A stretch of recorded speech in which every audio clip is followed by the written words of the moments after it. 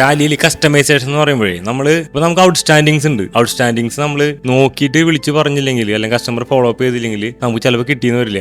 അത് വളരെ ലാഗ് ചെയ്യും പൈസ വരാൻ വേണ്ടിയിട്ട്. അപ്പോൾ അവിടെ ചെറിയൊരു കസ്റ്റമൈസേഷൻ ആഡ് ചെയ്താൽ മതി. നമ്മൾ യൂസർ ലോഗിൻ ചെയ്യുന്ന സമയത്ത് നമ്മുടെ കസ്റ്റമർ പേയ്മെന്റ് കളക്ട് ചെയ്യുന്ന യൂസർ ലോഗിൻ ചെയ്യുമ്പോൾ അയാൾക്ക് റിമൈൻഡർ വരും, ഒരു പോപ്പപ്പ് വരും. ആ പോപ്പപ്പിൽ അയാൾക്ക് ആ ഡ്യൂ ആയ ഡീറ്റെയിൽസ് നമുക്ക് കൊണ്ടുവരാൻ പറ്റും. നിങ്ങൾ ചെറിയൊരു കസ്റ്റമൈസേഷൻ ചെയ്ത് കഴിഞ്ഞാൽ നമുക്ക് വലിയൊരു കാര്യമാണ്. അപ്പോൾ ആ റിമൈൻഡർ നോക്കിയിട്ട് അയാളുടെ ആ ഡ്യൂ ആയുള്ള ആളുകൾ വിളിക്കാം. അവർ വിളിച്ചുകൊണ്ട് ഫോളോ അപ്പ് ചെയ്തുകൊണ്ട് ആ പൈസ അന്നേക്ക് കളക്ട് ചെയ്യാൻ കഴിയും. ഈ രീതിയിലാണ് കസ്റ്റമൈസേഷൻ എന്ന് വെച്ചാൽ നമ്മൾ വലിയൊരു കസ്റ്റമൈസേഷൻ ചെയ്യുന്നില്ല. ഏത് ചെറിയ ബിസിനസ് ആയാലും ഇങ്ങനെയുള്ള ചില കാര്യങ്ങൾ നമുക്ക് കസ്റ്റമൈസ് ചെയ്തിട്ട് കഴിഞ്ഞാൽ ടാലിയിൽ മാത്രമല്ല നമ്മുടെ ബിസിനസ്സിന് എന്ത് ഗുണമായിരിക്കും അറിയും. ടാലി ഉപയോഗിച്ചാൽ മാത്രം പോരും, അത് കൃത്യമായിട്ട് ഉപയോഗിക്കാന്നുള്ള കഥാനാണ്. അപ്പൊ ഞങ്ങൾ എന്താ ചെയ്യുന്നത് വെച്ചാൽ നമ്മൾ നോക്കിയിട്ട് കസ്റ്റമറുടെ ആവശ്യം എന്താണ്, ആൾക്കത് വേണ്ട കാര്യമാണെങ്കിൽ നമ്മൾ ചെറിയ രീതിയിൽ ചെറിയ കോസ്റ്റിൽ തന്നെ അല്ലെങ്കിൽ പ്രൊഡക്റ്റിനോടൊപ്പം തന്നെ ചിലപ്പോൾ ചില കാര്യങ്ങൾ നമ്മൾ ചെയ്തു കൊടുക്കാറുണ്ട്. കാരണം അയാൾക്ക് അത് റിയലി ആവശ്യമാണ്. ടാലിയിൽ ഡിഫോൾട്ട് ഇല്ല, പക്ഷെ നമുക്കത് കൊടുക്കാൻ കഴിയും. അങ്ങനെയാണ് ഞങ്ങൾ കസ്റ്റമർ സർവ് ചെയ്യുന്നത്. അപ്പോൾ ആ കസ്റ്റമറുടെ ആവശ്യങ്ങൾക്ക് അനുസരിച്ച് ചെറിയ ചെറിയ കാര്യങ്ങൾ കസ്റ്റമൈസ് ചെയ്ത് കൊടുക്കുക എന്നുള്ളത് ഞങ്ങൾ ചെയ്യുന്ന ഏറ്റവും വലിയൊരു കാര്യമാണ്. ഞങ്ങൾ ഇങ്ങനെ ചെറിയ കസ്റ്റമൈസേഷൻ കൊടുക്കുന്നുണ്ട് കസ്റ്റമർക്ക് അവരുടെ ബിസിനസ് സ്മൂത്ത് ആയിട്ട് റൺ ചെയ്ത് കൊണ്ടുപോകാൻ കഴിയുന്നുണ്ട്.